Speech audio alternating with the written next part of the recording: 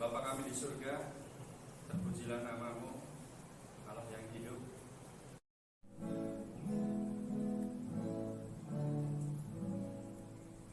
Bahagia melayani Rajaku, oh betapa bahagia, ada damai yang sentosa bagiku, melayani Rajaku, melayani Rajaku, ku serahkan hidupku, sukacita damai berkat melayani Rajaku, bahagia melayani Rajaku, oh betapa bahagia, dalam kehendak tetap nyanyianku, melayani Rajaku,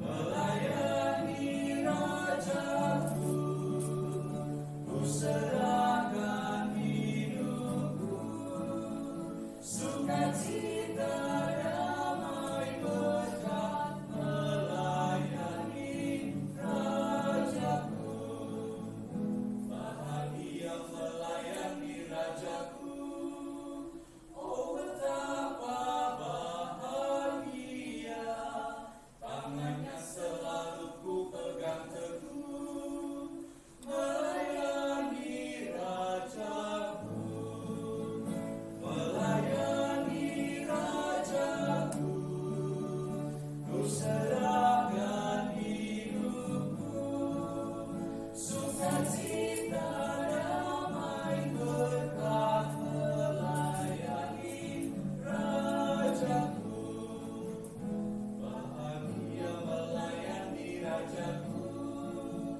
oh betapa bahagia, ku baktikan harta-harta ragaku, melayani Rajaku, melayani Rajaku, ku serahkan hidupku, sukacita damai berkat melayani Rajaku. Amin. Ada pembahasan. Terima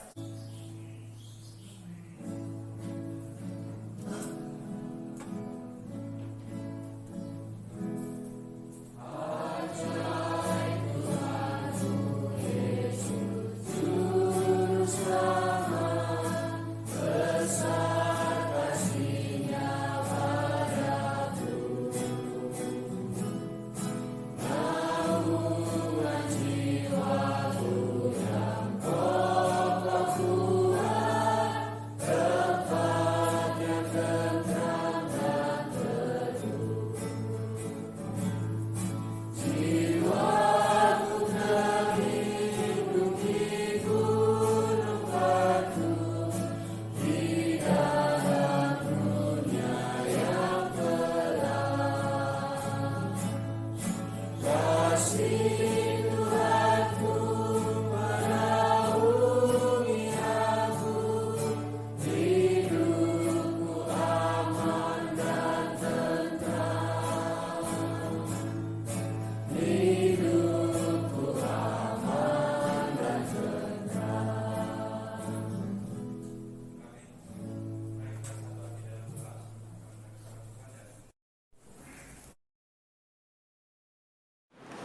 Kita akan melihat setiap bagian dan kita memikirkan bersama. Apakah saudara pernah mendengar tentang orang Samaria yang baik hati? Kalau Anda dibesarkan dalam lingkungan gereja, dibesarkan dalam lingkungan Kristen, pasti saudara pernah mendengar tentang cerita tentang orang Samaria yang baik hati. Saudara, cerita itu sudah cukup terkenal tentang orang Samaria yang baik hati. Itu tentang dalam cerita Yesus ketika seseorang dirampok dalam perjalanan melewati Gaza dan orang Samaria yang menolong. Orang Yahudi dan orang Samaria, mereka tidak berkawan, mereka bermusuhan. Jadi orang Yahudi tidak pernah mau melewati wilayah orang Samaria. Demikian juga orang Samaria. Mereka rela berputar, ambil jalan yang jauh, asal tidak melewati Samaria. Saudara yang dikasihi Tuhan, tetapi Yesus, kalau saudara membaca ayat 4, Yohanes pasal 4 ayat 4, dikatakan ia harus melintasi daerah Samaria. Dia harus melintasi daerah Samaria. Memang saudara, sebenarnya wilayah Samaria itu ada sebagian dari wilayah orang Israel. Dan mereka dalam historinya, mereka menjadi seperti tidak suka satu sama lain. Jadi misalnya begini, saya sering lihat di jalan ya, misalnya kita berpapasan dengan orang yang kita nggak suka. Daripada kita berpapasan, kita ambil jalan putar agak jauh, hanya supaya tidak bertemu dengan orang ini. Demikianlah juga orang Yahudi. Orang Yahudi tidak mau melintasi wilayah Samaria, walaupun itu jalan pintas yang lebih dekat. Tapi orang Yahudi rela ambil jalan mutar, asal tidak melewati Samaria. Dan Tuhan Yesus pada saat itu, hari itu, dikatakan dia harus melintasi daerah Samaria. Nah, waktu Yesus tiba di wilayah Samaria, dia datang ke sebuah sumur pada siang hari. Sementara murid-muridnya pergi mencari makan. Nah, ketika Yesus duduk di sebuah sumur, saya yakin ini bukan kebetulan. Dia ada tujuan dan maksud. Datanglah seorang perempuan Samaria, datang pada siang hari, membawa tempayan untuk mengisi air dari sumur. Pertanyaannya, ini bukan sesuatu yang biasa dilakukan. Biasanya orang-orang kota, mereka datang ke sumur mengambil air pada pagi hari atau pada sore hari. Tetapi perempuan ini justru datang pada siang hari, di mana tidak ada banyak orang di situ. Perempuan ini tidak mau berbaur dengan orang banyak. Alasannya, biasanya kalau perempuan itu datang pada siang hari, di mana tidak ada banyak orang, biasanya ada masalah reputasi. Dan itu membuat dia malu untuk berbaur dengan masyarakat. Jadi dia datang pada siang hari. Di luar dugaan dia, waktu dia datang pada siang hari, di situ ada Yesus yang sudah menunggunya. Yesus ada di situ. Ini bukan kebetulan. Dia melintasi Samaria, dia ada di sumur itu siang hari, karena ada satu jiwa yang akan dilayani dia. Saudara, mengenai perempuan ini, dia memiliki histori, terutama dengan banyak laki-laki. Jadi saudara dia punya alasan untuk datang siang hari. Dia punya 5 suami di masa lalu. Dia menikah dan bercerai sebanyak 5 kali. Dan menurut apa yang Tuhan Yesus katakan, ya, sekarang dia hidup dengan laki-laki yang bukan suaminya, yang dia tidak hidup secara resmi. Dia sudah menikah 5 kali, menikah cerai, dan sekarang dia hidup dengan laki-laki yang belum memiliki hubungan yang dikuduskan. Mereka tidak menikah, mereka hanya tinggal bersama. Dan Yesus tahu itu. Dia tidak tahu bahwa Yesus tahu sampai semua puncak pembicaraannya. Jadi perempuan itu kaget. Bagaimana ada orang Yahudi ada di situ? Dan saudara, saya ada sebuah sedikit cerita ya tentang seorang wanita yang memiliki 4 suami, bukan 5 ya, 4 suami. Suami pertama yang dia nikahi adalah seorang bankir, ya, bankir. Dan kemudian dia menceraikannya. Suami kedua yang dinikahinya adalah seorang bintang film, artis, aktor ya, dan dia menceraikannya. Suami ketiga yang dinikahinya adalah seorang pengkhotbah, dan dia menceraikannya. Suami keempat yang dinikahinya adalah seorang petugas pemakaman. Lalu seorang teman berkata kepadanya suatu malam, ya, mengapa Anda memiliki banyak laki-laki dengan banyak profesi untuk dinikahi? Mengapa Anda menikahi pria-pria ini?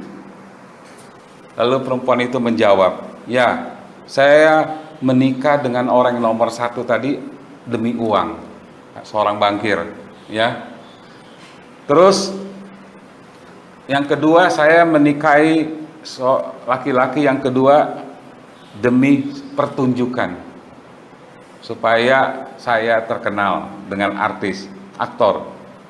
Dan yang ketiga, saya menikah dengan pengkhotbah untuk bersiap-siap. Dan yang keempat, saya menikah dengan petugas pemakaman karena saya siap untuk mati, ya. Yang itu yang terakhir, dia petugas pemakaman.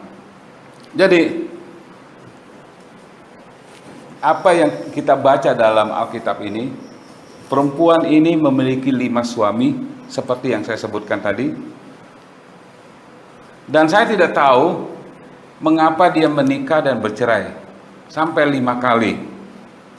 Dan perempuan ini tidak tahu bahwa dia sedang berdiri atau berhadapan dengan Yesus, juru selamat dunia, Allah, anak Allah yang berkuasa, yang mengetahui keadaannya. Jadi dia tidak tahu bahwa Yesus tahu siapa dia, ya. Jadi inilah momen di mana percakapan perempuan ini dengan Yesus yang saya sebut dengan momen ya. Anda pernah berada dalam momen itu di mana saudara ya. Jadi perempuan ini saya bisa bayangkan ya, waktu dia bercakap-cakap dengan Yesus, pasti dia memiliki reaksi. Dia ada semacam kaget. Mengapa? Karena Yesus tahu siapa diri dia, ya. Perempuan ini belum pernah bertemu dengan Yesus sebelumnya. Dia tidak tahu bagaimana orang asing ini bisa memiliki pengetahuan yang begitu mendalam tentang dirinya. Nah, makanya kalau kita membaca di dalam ayat mulai dari ayat 16. Kata Yesus kepadanya, "Pergilah, panggillah suamimu dan datang ke sini." Kata perempuan itu, "Aku tidak mempunyai suami." Kata Yesus kepadanya, "Tepat katamu bahwa engkau tidak mempunyai suami, sebab engkau sudah mempunyai 5 suami, dan yang ada sekarang padamu bukanlah suamimu. Dalam hal ini engkau berkata benar." Waktu Yesus mengatakan begitu, pasti perempuan itu begini, kaget dia. Bagaimana orang ini tahu? Ini orang, saya belum pernah bertemu dengan orang ini. Ini orang asing. Kok dia bisa tahu mengenai latar belakang saya, kehidupan saya di masa lalu? Pasti dia heran, ya. Nah, dia kemudian ayat 19, kata perempuan itu kepadanya, "Tuhan, nyata sekarang padaku bahwa engkau seorang nabi."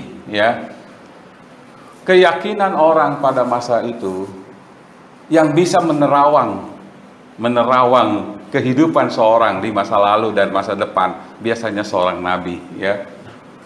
Dia menyadari bahwa yang berbicara di depan dia bukan orang biasa.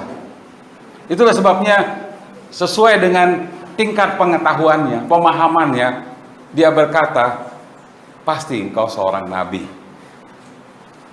Tentulah engkau seorang nabi, ya. Tuhan nyata sekarang padaku bahwa engkau seorang nabi. Ya. Seorang nabi. Memang nabi-nabi dalam perjanjian lama, mereka sering diberi Tuhan pernyataan, penglihatan.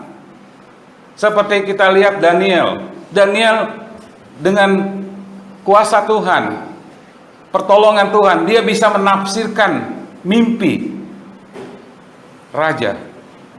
Dia bisa melihat hal-hal yang tidak bisa dilihat oleh orang lain. Itu nabi. Saudara yang dikasih Tuhan, kepercayaan itu sudah umum. Perempuan ini tidak berkata, oh engkau paranormal, bukan, ya. Oh engkau pasti dukun, bukan, ya. Tapi justru dia berkata, pastilah engkau nabi.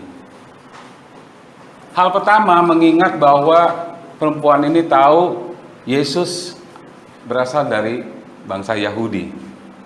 Orang Yahudi adalah satu-satunya bangsa yang percaya kepada Tuhan yang Maha Esa. Negara di dunia yang percaya hanya Tuhan adalah satu, itu adalah bangsa Yahudi. Ya. Dan kepercayaan kepada Tuhan itu sudah dianut bangsa Yahudi sejak dahulu kala, ya. Dan makanya pastilah engkau seorang nabi.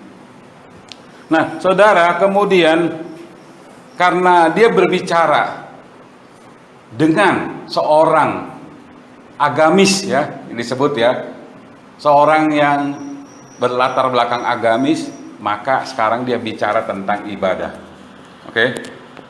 Nah, saudara, waktu saudara kenalan dengan seseorang, siapa saudara akan menentukan topik pembicaraannya, bukan? Kalau saudara mengaku sebagai pendeta, pasti lawan bicara saudara akan bicara berkenaan dengan hal-hal rohani. Kalau saudara seorang dokter, pasti isi pembicaraannya adalah soal kesehatan, ya. Kalau seorang driver, pasti bicara soal pengalaman perjalanan. Kalau saudara seorang mekanis, maka pembicaraannya adalah bicara soal mesin dan sebagainya. Tetapi karena perempuan ini menganggap Yesus adalah seorang nabi, maka masuklah bicara hal-hal rohani. Lalu perempuan ini berkata, Tuhan nyata sekarang bahwa engkau seorang nabi. Ayat 29, nenek moyang kami menyembah di atas gunung ini. Tetapi kamu katakan bahwa Yerusalemlah tempat orang menyembah. Saudara, walaupun orang Samaria, ya, masih ada darah orang Yahudi, ya, mereka memiliki perbedaan keyakinan, ya. Mereka memiliki perbedaan keyakinan. Jadi dia berkata, nenek moyang kami beribadah di gunung ini. Orang Yahudi beribadah di Yerusalem, tempat di mana seorang harus beribadah. Makanya setiap tahun orang-orang Yahudi pada zaman dahulu kala, mereka sering datang ke Yerusalem untuk beribadah. Karena itu pusat keagamaan mereka. Sedangkan orang Samaria, pusat keagamaannya di gunung ini. Dan kemudian Yesus berkata kepadanya, lihat ayat 21 ya. Kata Yesus kepadanya, percayalah kepadaku, hai perempuan, saatnya akan tiba bahwa engkau akan menyembah Bapa bukan di gunung ini dan bukan juga di Yerusalem. Saudara, apa yang maksud Yesus katakan di sini?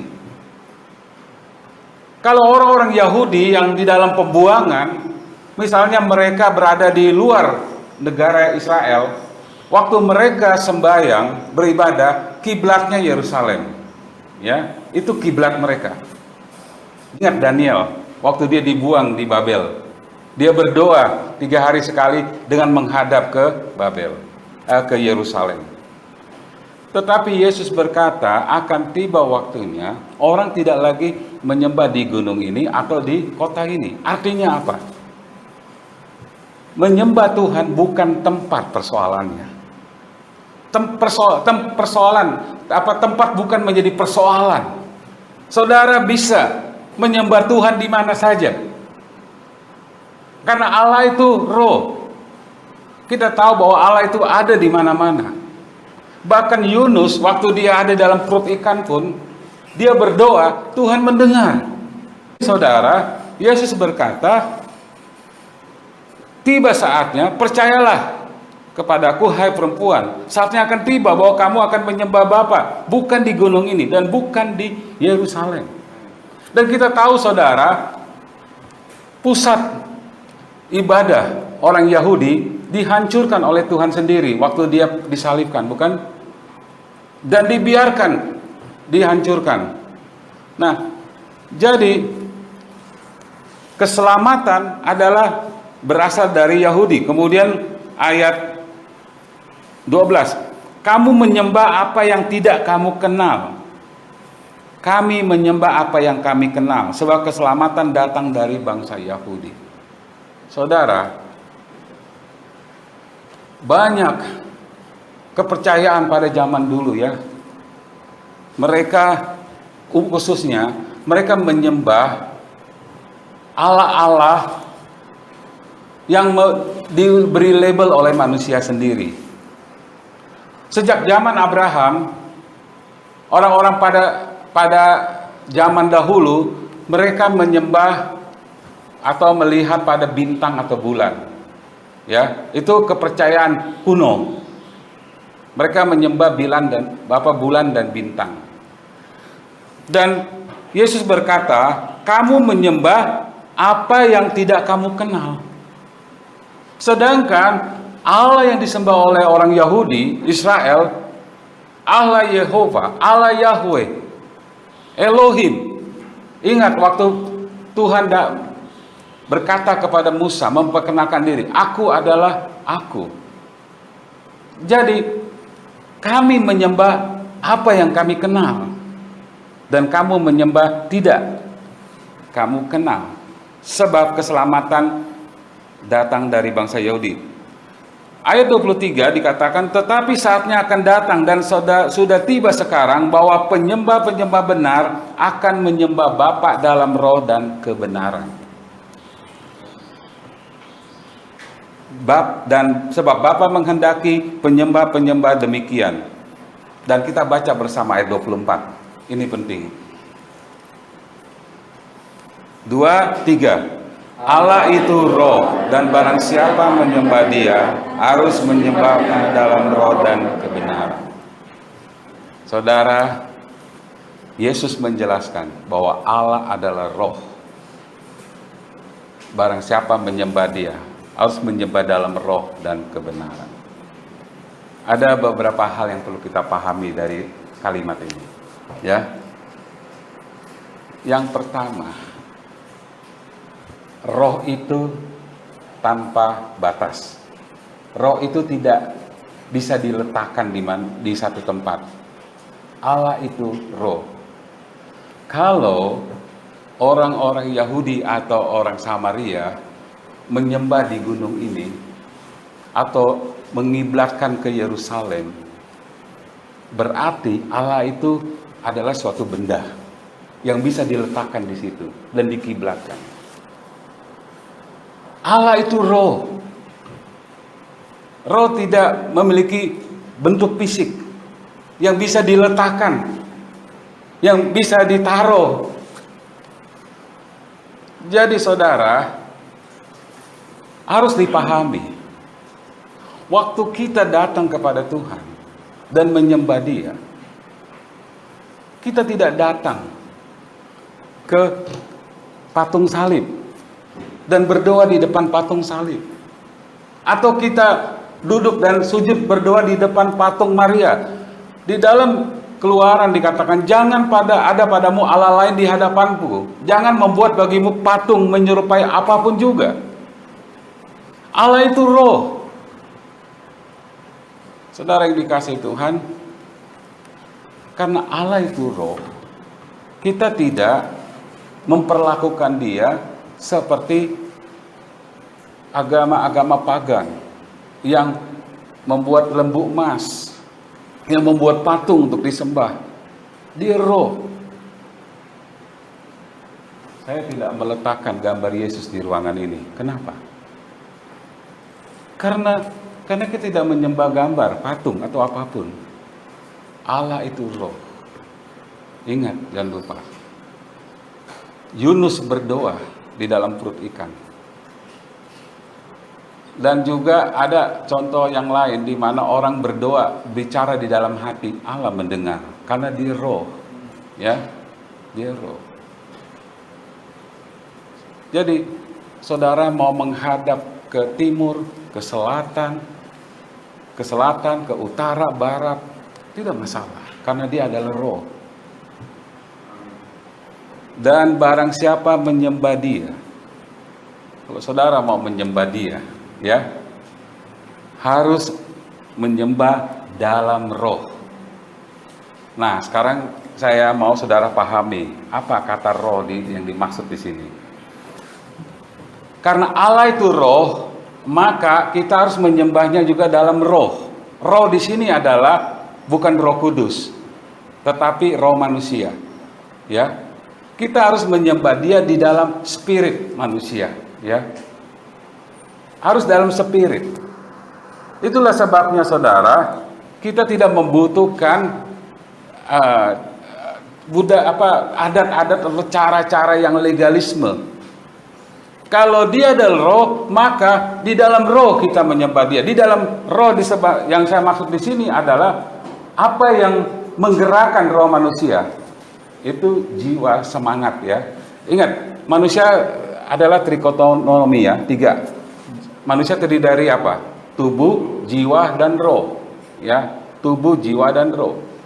Manusia tidak bisa hidup tanpa tubuhnya, betul? Ya. Manusia membutuhkan tubuh. Yang kedua, jiwa. Apa yang ada dalam jiwa manusia? Pikiran, perasaan, dan kehendak. Dan ada roh. Ya, roh. Jadi barang siapa menyembah dia harus menyembah di dalam roh, dalam spirit. Jadi ini bicara mengenai semangat, mengenai realitas, kesungguhan di dalam hati manusia. Apakah saudara hari ini bernyanyi? Saudara hanya menyanyi saja, ya, tanpa ada spirit di dalam hati dengan apa yang saudara katakan. Saudara harus bersungguh-sungguh dengan apa yang saudara katakan, karena Allah itu roh.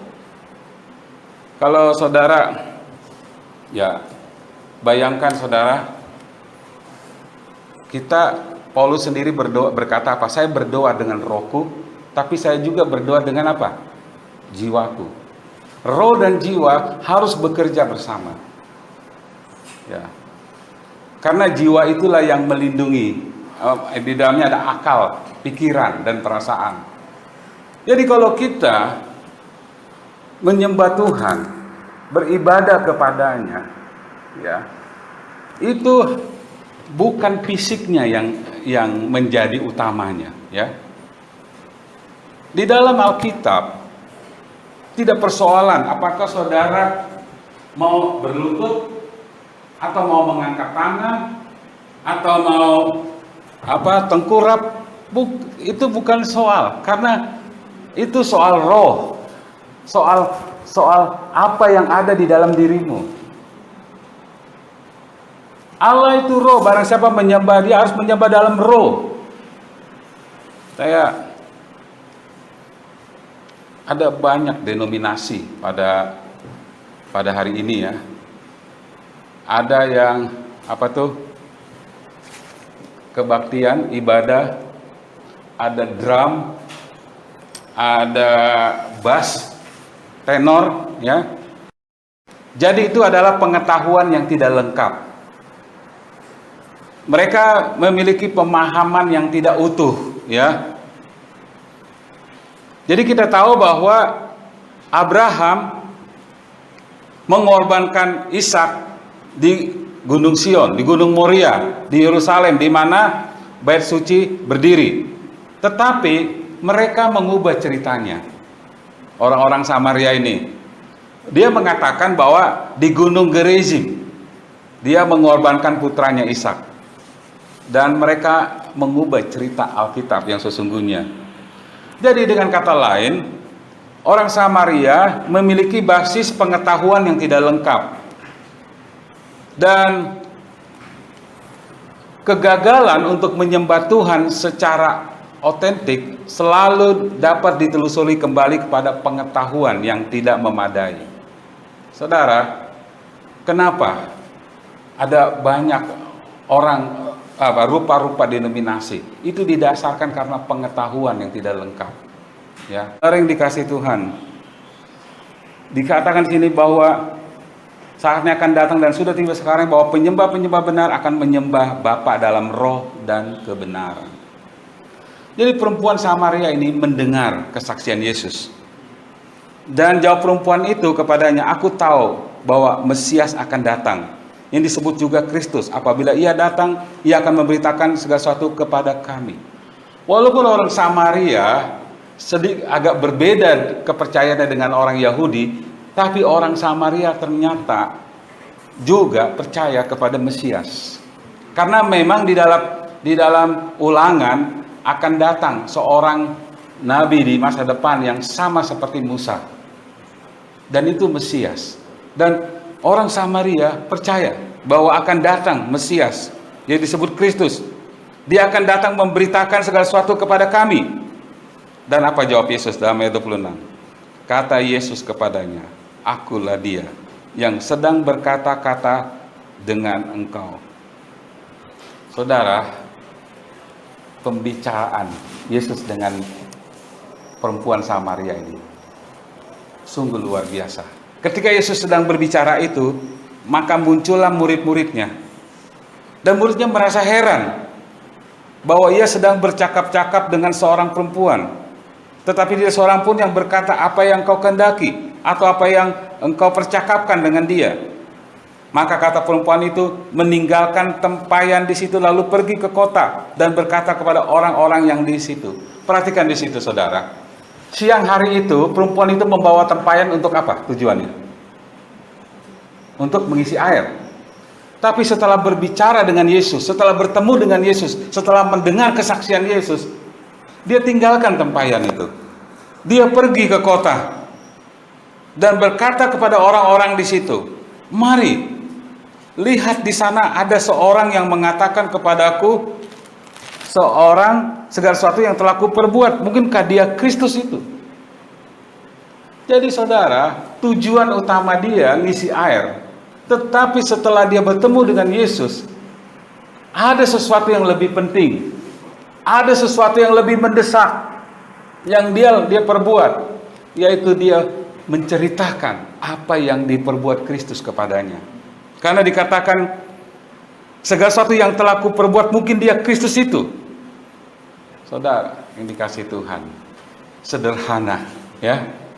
Dia bersaksi kepada orang-orang di kota. Dalam ayat 30, maka mereka pun pergi keluar kota lalu datang kepada Yesus. Sementara itu murid-muridnya mengajak dia dan katanya, "Rabi, makanlah." Akan tetapi ia berkata kepada mereka, "Padaku ada makanan yang tidak kamu kenal."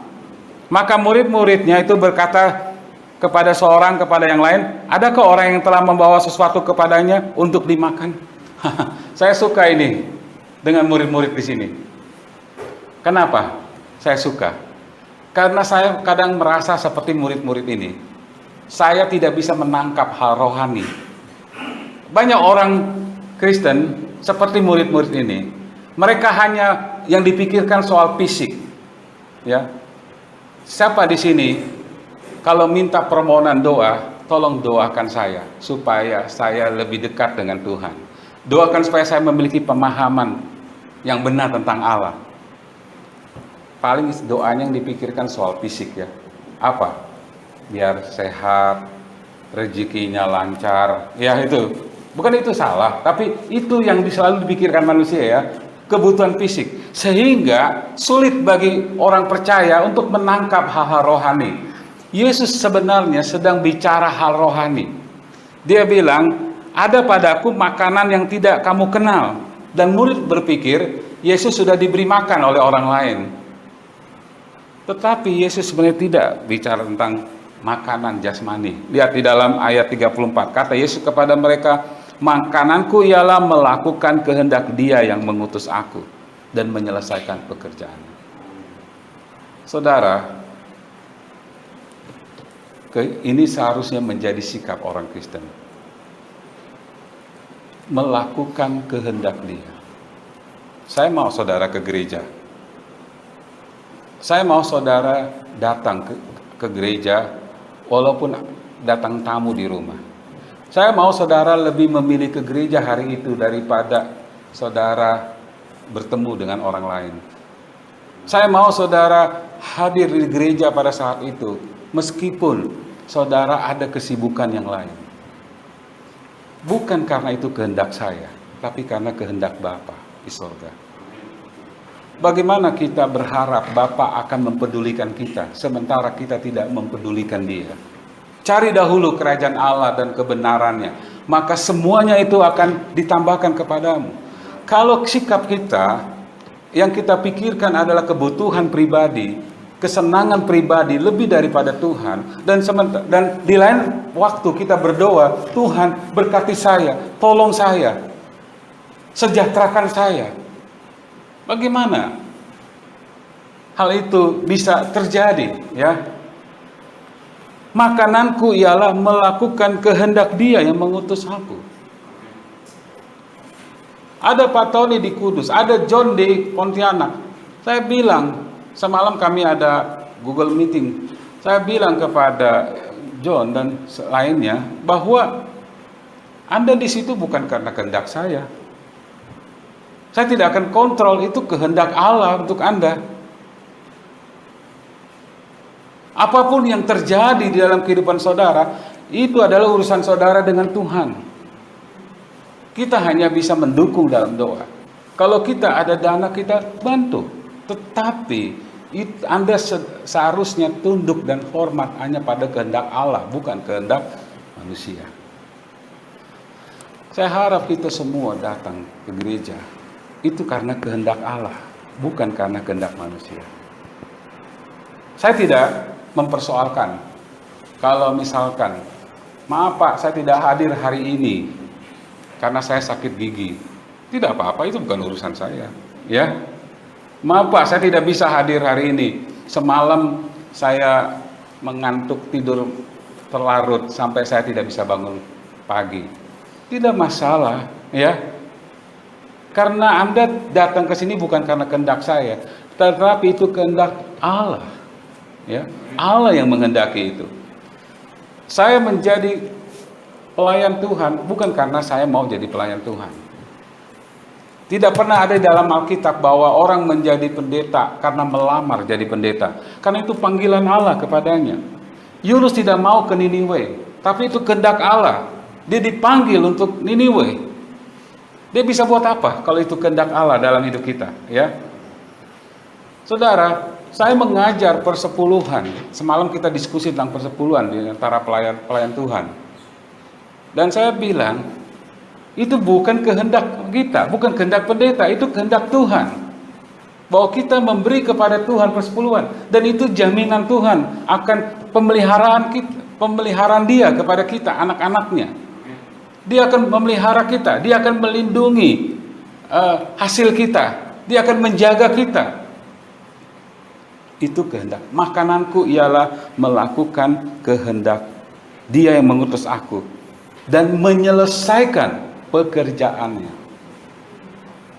Makanya saudara, cerita-cerita pribadi kita itu nggak laku, ya. Firman Tuhan yang penting. Anda pernah saya di sini menghabiskan waktu untuk cerita pribadi saya? Tidak perlu. Saya langsung pada firman Tuhan karena menyelesaikan pekerjaannya. Saya tidak ingin pelayan-pelayan Tuhan hanya bercerita tentang dirinya, tapi ceritakan firman Tuhan. Karena itu yang mengubah hati banyak orang.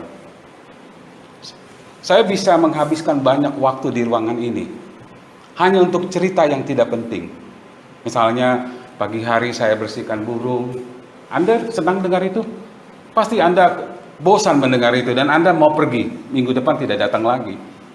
Kalau saya datang hari Minggu hanya dengar cerita saya tentang ngasih makan burung, tentang yang tidak ada hubungannya dengan firman Tuhan, saya percaya saudara bosan dan saudara tidak mau datang lagi. Tetapi saya tahu apa yang harus saya lakukan. Saya ada di sini untuk menyampaikan firman Tuhan. Itu saja yang saya sampaikan. Tentang hidup saya bisa ceritakan sambil ngopi di lain waktu. Betul? Itu tidak penting. Saya tahu banyak yang waktunya sangat sempit di sini. Dan hari ini kita ambil waktu yang sedikit agak lama. Dan saya tahu banyak yang gelisah. Kalau saya banyak cerita yang membosankan, pasti saudara akan menjadi marah di dalam hati ya. Ngomong apa pendeta ini? Ngomong apa pemimpin pujian ini? Menjengkelkan saya. Waktu saya habis hanya untuk dengarkan cerita-cerita yang gak penting. Itulah sebabnya kita mendengar firman Tuhan. Yesus menggunakan waktu yang tepat. Dia berbicara firman Allah kepada perempuan itu. Dan apa hasilnya? Kita baca sama-sama ayat 29. Ayat 39. 2, 3. Dan banyak orang Samaria dari kota itu telah menjadi percaya kepadanya karena perkataan perempuan itu yang bersaksi. Ia mengatakan segala sesuatu telah kuperbuat. Kemudian ketika orang-orang Samaria itu datang kepada Yesus, mereka meminta kepadanya supaya ia tinggal pada mereka. Dan ia pun tinggal di situ 2 hari lamanya. Kemudian ayat 41, dan lebih banyak lagi orang menjadi percaya karena perkataannya. Dan mereka berkata kepada perempuan itu, kami percaya, tetapi bukan lagi karena apa yang kau katakan, sebab kami sendiri telah mendengar dia, dan kamu tahu bahwa dia. Perhatikan di sini. Orang banyak mula-mula mendengar kesaksian perempuan itu. Ya kan? Tetapi kemudian dia berkata, kami percaya, tetapi bukan karena apa yang kau katakan sekarang. Tetapi apa yang dengar langsung dari Tuhan, dari firman Tuhan. Tugas seorang pelayan Tuhan, tugas kita adalah, jangan orang sampai hanya mendengarkan cerita saya. Tetapi mereka akan dialihkan kepada firman Allah. Ya, itu tugas utama. Firman Allah. Dan mereka menjadi percaya. Mereka dibangun. Dan sekarang mereka yakin bahwa Yesus adalah benar-benar juru selamat dunia. Saya baru kali ini kelompok pertama yang mengakui Yesus adalah benar-benar juru selamat dunia, orang Samaria.